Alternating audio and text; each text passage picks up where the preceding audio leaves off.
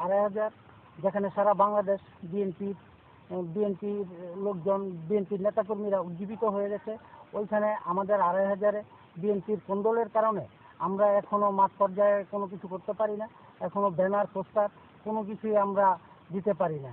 একমাত্র এটার কারণ হচ্ছে বিএনপির কোন্দলের জন্য।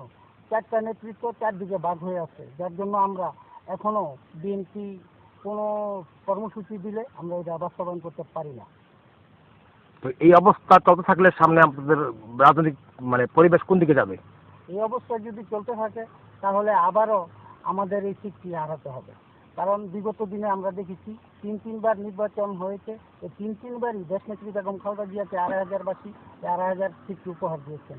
যদি এখন ঊর্ধ্বতন কর্মকর্তা, ঊর্ধ্বতন নেতৃবৃন্দ যারা সেন্ট্রাল পর্যায়ে আছেন, ওরা যদি 2,500-কে দৃষ্টি না দেন, 2,500-এর প্রতি না ভাবেন, তাহলে আবারও গত বছরের ন্যায় এবারও আমাদের এই সিটটিকে হারাতে হবে।